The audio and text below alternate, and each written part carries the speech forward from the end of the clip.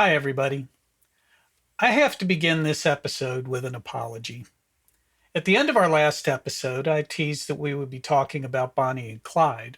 My plan was to cut through the legend and get to the reality, but I found that to be very difficult because much of the writing about them is just so bad, and it has required a lot more research than I expected. I also learned an important lesson while working on that episode. Never start production without a locked in script.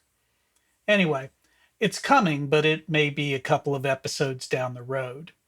In the meantime, I have something to share with you, and there is an urgency to get this information out to the public. So I have bumped this episode up, and I hope you find it interesting.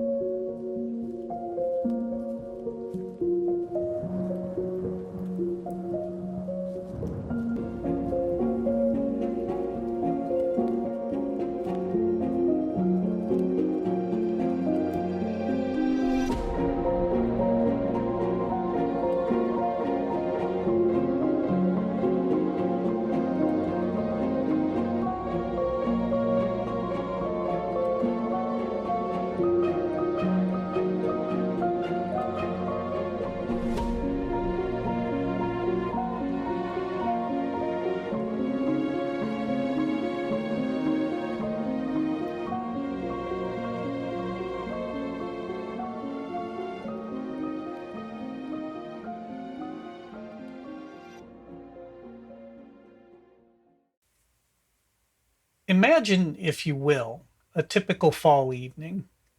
You are returning to the home that you share with your elderly mother. As you enter, it's quiet, too quiet. You call out for your mother, getting no reply, but you know she is at home. As you enter the kitchen, you see her on the floor in a pool of blood, obviously deceased. In a panic, you call 911. You respond to the 911 operator's questions as best you can, trying to remain calm. Within minutes, the police are on the scene and begin to interview you. You tell them all you know, and they send you on your way. A few days later, the detectives ask you to come in for another interview. During this interview, it becomes clear that you are considered a suspect. You have been declared a suspect through one of the latest tools in the police investigator's arsenal, 911 call analysis. This is Crime Noir, Episode 8, Jailed by Fake Science. If you like this content, don't forget to hit those like and subscribe buttons. If you have a subject or crime that you would like us to dig into, let us know in the comments. With that out of the way, let's all strap into the polygraph and dig in. 911 call analysis is a method by which a 911 operator or an investigator listens to a 911 call and evaluates the potential guilt or innocence of the caller using a worksheet called the Considering Offender Probability in Statements, or COPS scale. It's pseudoscience. It's not admissible in court, but despite that, clever prosecutors have found ways to get testimony about it into trials and gain convictions. It's not the first time that law enforcement has latched on to shabbily researched science and used it against defendants in court. Law enforcement has a long and storied history of adopting pseudoscientific methods, unproven technology, and flat out sham gadgets. It would be laughable, except they used this stuff in court and got convictions of innocent people. In this episode, we will focus on 911 call analysis because it is a particularly egregious example that has largely flown under the radar and is still in use. Moraine, Ohio is a small suburb of Dayton with a population of a little over 6,000 people. Tracy Harpster was the deputy chief of police in Moraine, and in the winter of 2004, he was sent to the FBI Academy at Quantico, Virginia, to attend the FBI National Academy. One of the lectures was given by Susan Adams, an agent with expertise in interview tactics and statement analysis. Her lectures must have inspired Harpster. When he completed the National Academy, he enrolled at the University of Cincinnati in the Criminal Justice Master's Program. For his thesis, he collected 100 911 calls and attempted to analyze them for clues regarding the callers' involvement in the crimes they reported. His thesis aimed to determine whether he could identify speech patterns, word choices, and other clues that indicated the caller's guilt or innocence. Intrigued by what he found and the reception from his fellow law enforcement officers, he joined with Susan Adams and FBI behavioral scientist John Jarvis to expand the thesis into a preliminary study. They intended to publish the study in a peer reviewed journal as an exploratory analysis, meaning their findings were tentative and they were asking for further studies. In February 2009, it was published in the journal Homicide Studies.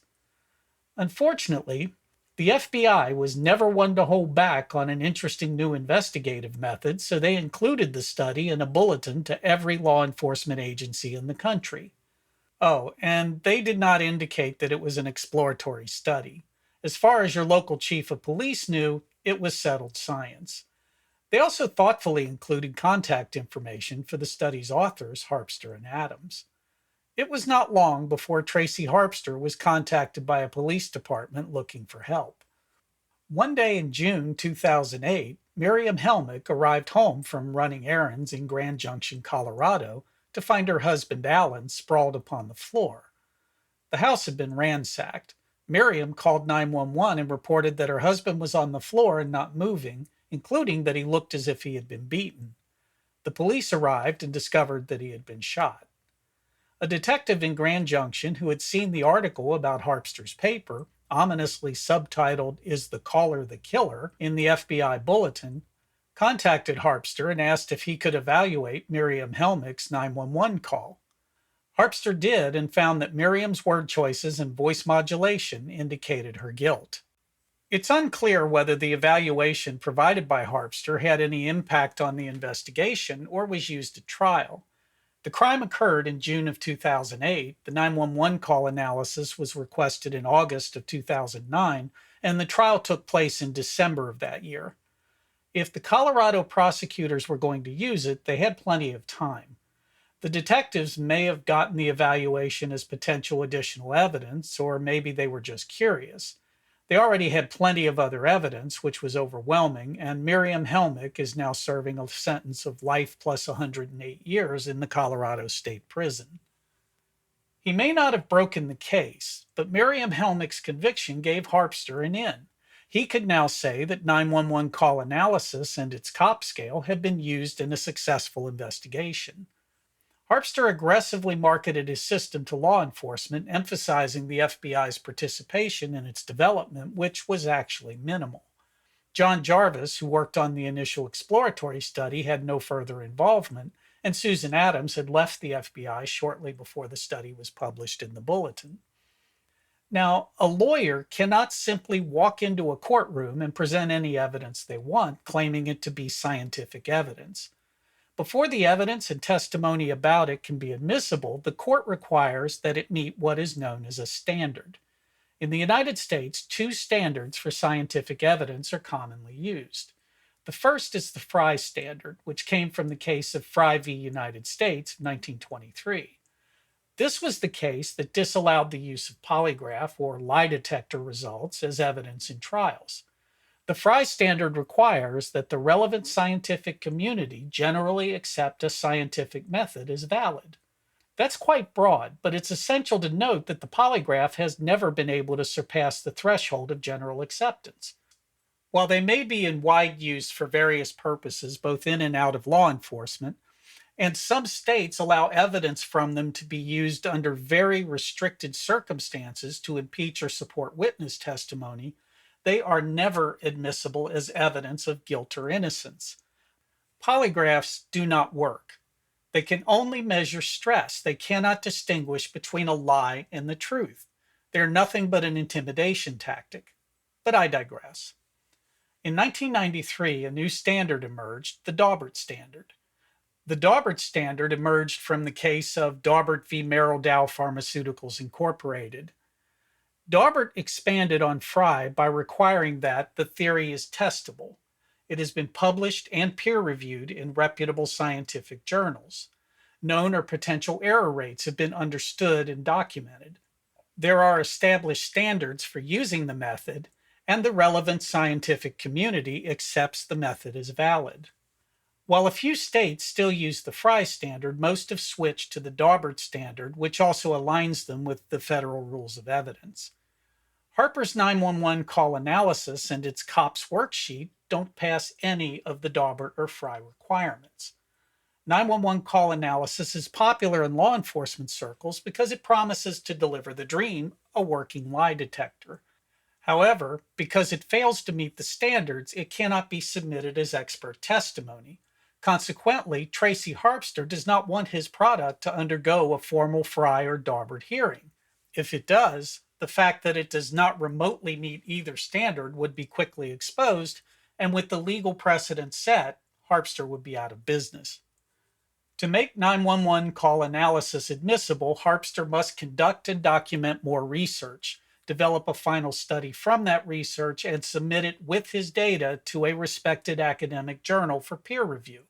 This is something he jealously refuses to do. Harpster does not allow non-law enforcement personnel to attend his courses. He is so secretive about his data that during the COVID-19 pandemic, he refused to hold online classes, fearing that his course materials might leak. He also refuses to provide other researchers with any of the data he used in developing his method or any he has collected since. He claimed to a prosecutor that he didn't want to share his data because of a concern that academics might steal his work and claim it as their own to make money. Despite all this, he continued to promote his product to law enforcement, primarily through word of mouth and law enforcement conferences, as well as by consulting on active investigations. Harpster had heard of a double murder in Iowa from a TV documentary and offered his services, stating he knew the defendant was guilty based on the contents of his 911 call. He didn't testify in that case, but was later called in another case by the same prosecutor. Between those two cases, Harpster was set to testify in a case in Alabama, but was blocked by the judge because there were no other studies supporting his methods. Then the opposite occurred in Michigan, where a judge, a former prosecutor, chose to allow such testimony because it was recognized by the Michigan Commission on Law Enforcement Standards. In the judge's mind, this proved that Harpster's method was valid. In an interview with ProPublica reporter Brett Murphy, the acting deputy director of the Commission on Law Enforcement stated that the commission does not accredit or certify training courses. It merely funds them. As long as a course is about law enforcement and does not pose a health risk, it will likely be approved. At least in Michigan, there is no vetting of the courses to determine if the information provided is valid, yet this judge, apparently ignorant of the functions of the State Commission on Law Enforcement, allowed improper testimony because the commission had funded it.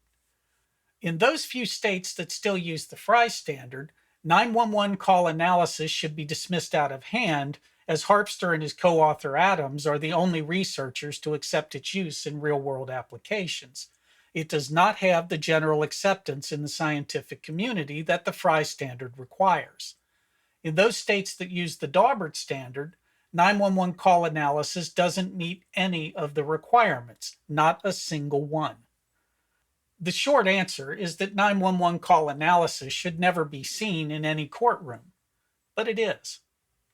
As early as 2009, after being rejected in Alabama, there were email exchanges between Harpster and multiple prosecutors around the country. They acknowledged that 911 call analysis would not be admissible in court, so they devised ways to get the testimony into trials while actively avoiding any indication that it was a purported scientific method. The first step was to identify law enforcement professionals who had taken Harpster's course and teach them how to testify broadly about the supposed indicators in 911 calls. They would be coached to focus on their training and experience without directly referencing Harper's system or referring to it as science. They would testify that a particular 911 call was inconsistent with an innocent caller, but consistent with a person having a guilty mindset. They were taught how to frame their testimony as lay opinion, which is allowed, rather than expert testimony, which requires the witness to be vetted for their expertise. Priming the jury to accept the testimony would begin during jury selection and opening arguments, where prosecutors would gently suggest how a normal, I'm doing air quotes right now, persons should and shouldn't react in an emergency. Then, during their case, the prosecution would give the jurors a transcript of the call and play the audio for them. Their witness, a detective, or what was described in an email as a crackerjack 911 operator who had completed Harpster's course, would describe the 911 call analysis indicators, couching everything as their opinion based on experience. The prosecutor would reinforce all of this in closing arguments. At no point would jurors be told that this testimony was based on Harpster's method. Tracy Harpster, acting in concert with investigators and prosecutors, outlined a plan to present expert scientific testimony before a jury without undergoing the standard legal vetting process. They conspired to disguise expert testimony regarding an untested forensic technique as simple opinion testimony. Defense lawyers who were unaware of Harpster's system were blindsided, and innocent people went to jail. On December 27, 2011, Russell Faria returned to the home he shared with his wife, Elizabeth Betsy Faria. Betsy was suffering from advanced breast cancer and was undergoing another round of chemotherapy in the hope of extending her life just a short while. At the same time, she suffered from depression, which is not surprising considering that she was in the end stages of a terminal illness that was in and of itself painful, and was undergoing treatments that increased her pain and discomfort. She occasionally mused that it would be better to be dead than to continue on. Russ had gone out with friends, getting a short break from caring for his wife, something that all caretakers need from time to time. Betsy had gone to her chemo treatment and was at her mother's house. The plan was for her mother to drive her home, or she would stay the night. Unexpectedly, Pam Hupp, a friend of Betsy's, arrived and insisted on driving Betsy home.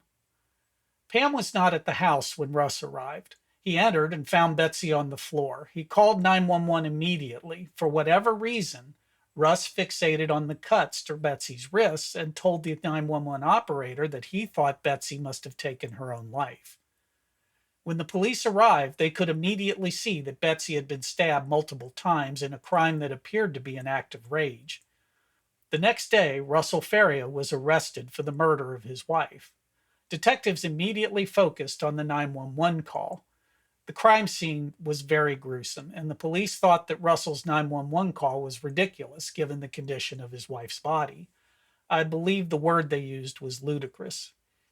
Russell's reactions during the call painted him as the suspect in their minds, and their confirmation bias kept them on that track despite a mountain of evidence that Russell could not have been the killer. The coroner estimated that the crime took place between 7 and 9 p.m. Russell was with his friends during that time. Location data from Russell's cell phone indicated that he was at least 20 miles from his house during the time window when the murder occurred. He had time-stamped receipts from places he had gone with his friends that indicated he was not home when the murder was committed. In closing arguments, the prosecutor dismissed Faria's alibi evidence by claiming that Russell's friends had helped him fake his alibi by carrying his phone and impersonating him in the places where he made credit card purchases. The prosecutor accused Russell Faria's friends of taking an active part in a conspiracy to commit murder. The friends were never charged, and that they helped the defendant fake his alibi was never brought up in her case, yet the judge allowed it in her closing argument. There was a much better suspect, Pamela Hupp. Pam Hupp was the linchpin of all of this. She was enthusiastically cooperative with the police. She was talkative, and she wove an interesting story.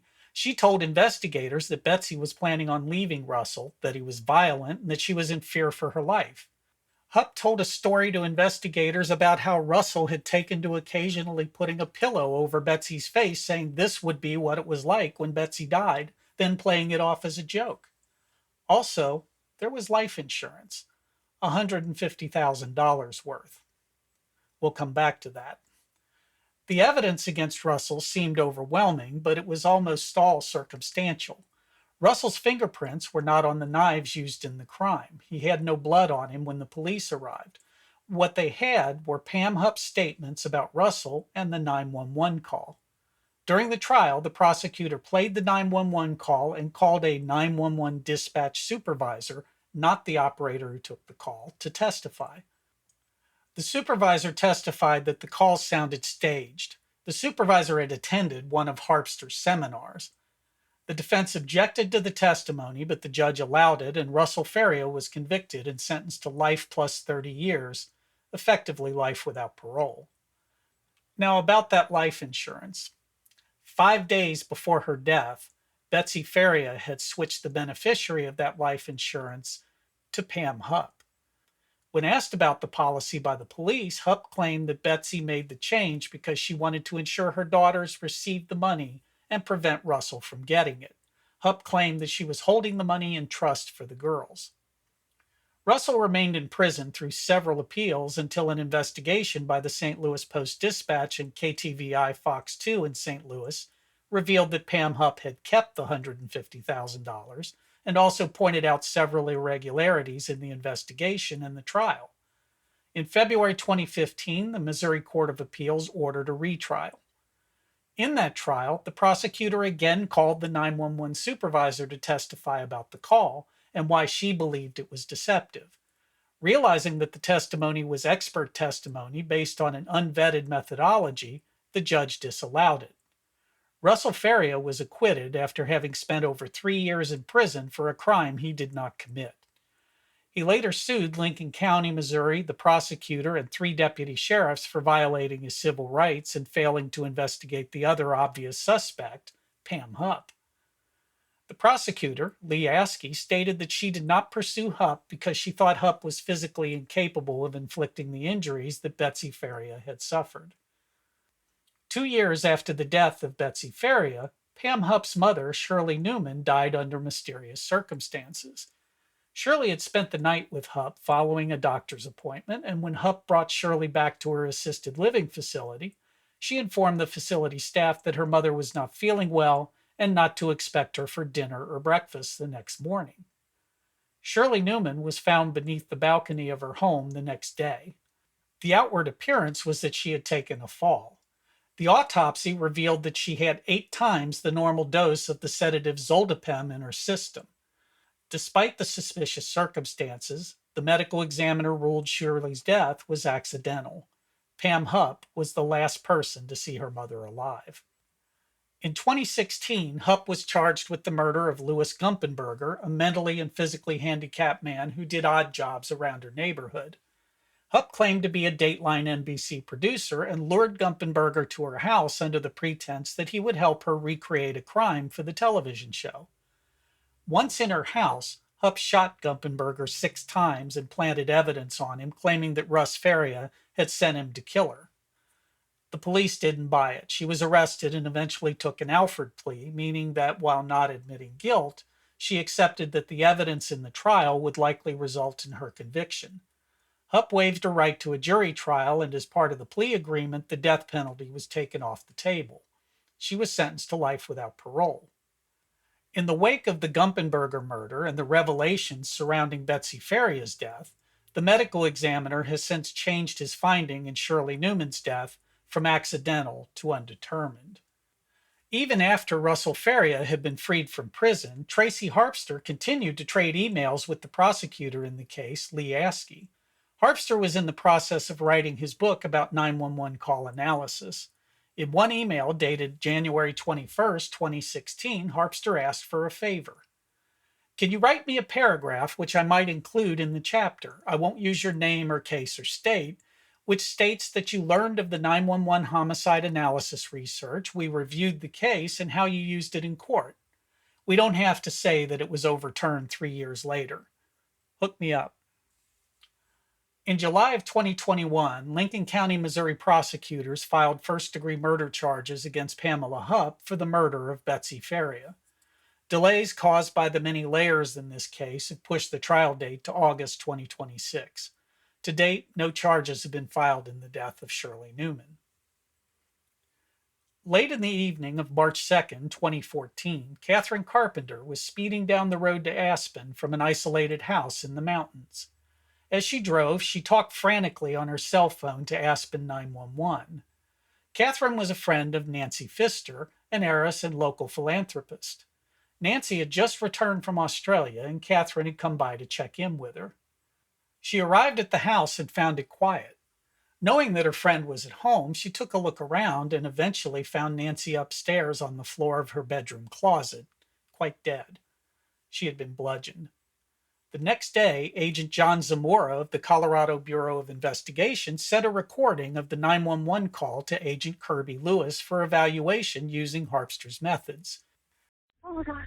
Oh my God. Oh my God.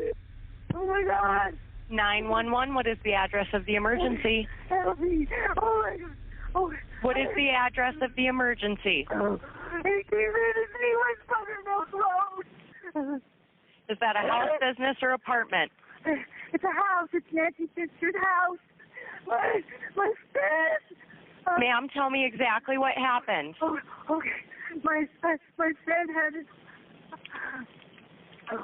I got my friend in the closet. She's dead.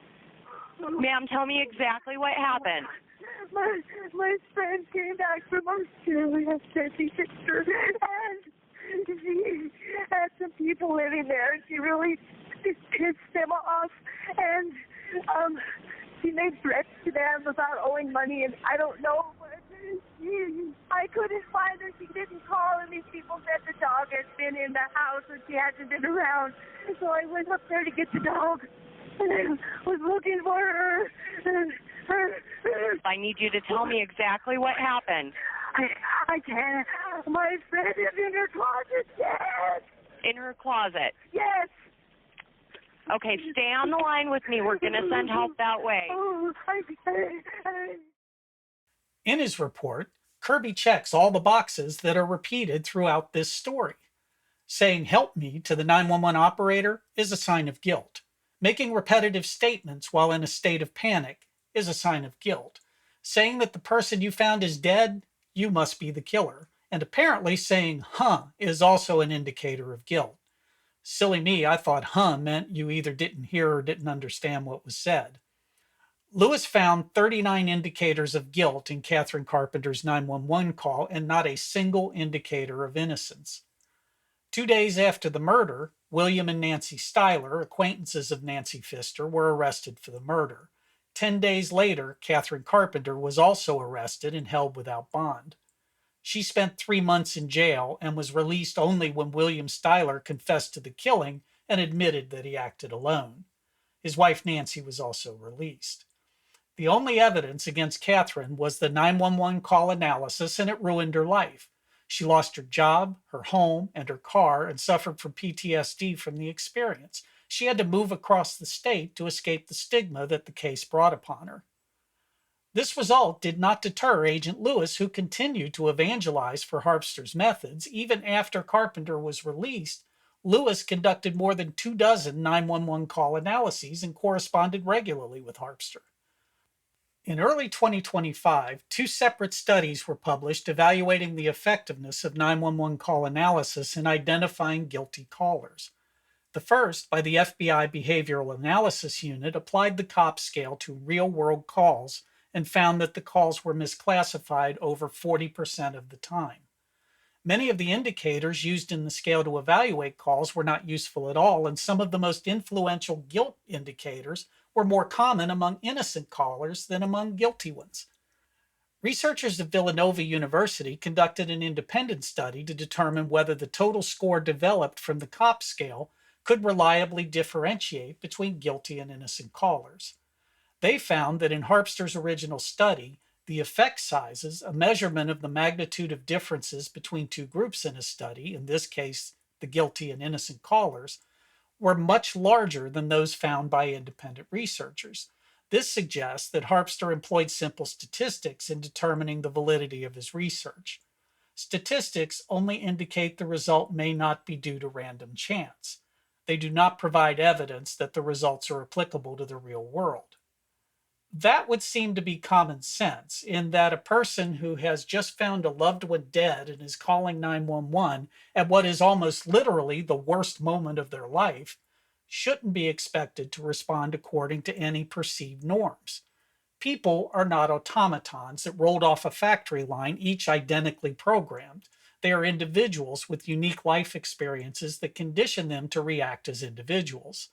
The psychological meaning of their reactions under stress cannot be fully analyzed by a person who has attended an 8-hour course and is merely checking off boxes on a single-page worksheet. Both studies concluded that the COPS scale is not an effective tool for determining the innocence or guilt of individuals who call 911. That's terrifying, given that Harpster has claimed that 1 in 3 911 callers is the guilty party, and 911 call analysis is being used in at least 26 states and probably more. We just don't know, given the secrecy that seems to surround its application. Tracy Harpster continues to present at law enforcement seminars around the country and sell his courses. His book is available on Amazon with a 4.5-star rating based on 70 reviews, 78% of which are 5 stars. From reading these reviews, it appears that the 5-star reviews are almost exclusively from law enforcement personnel. A 30-year veteran police officer and homicide investigator, in response to the 1-star rating, stated that the people who criticized the book were anti-police.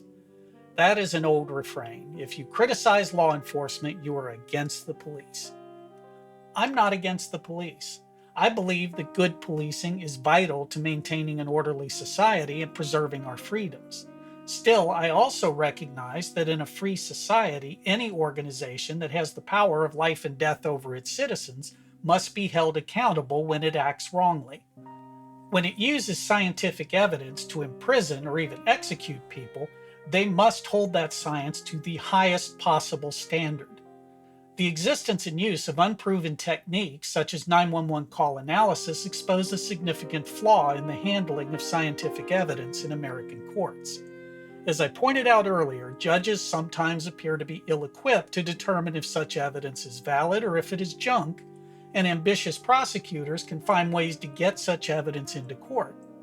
Defense attorneys, who are more often than not overworked public defenders, are often not knowledgeable about it or prepared to deal with it. Thankfully, in light of Brett Murphy's excellent articles in ProPublica, along with the FBI and Villanova studies, many defense lawyers are now aware of Harpster's method and how police and prosecutors use it.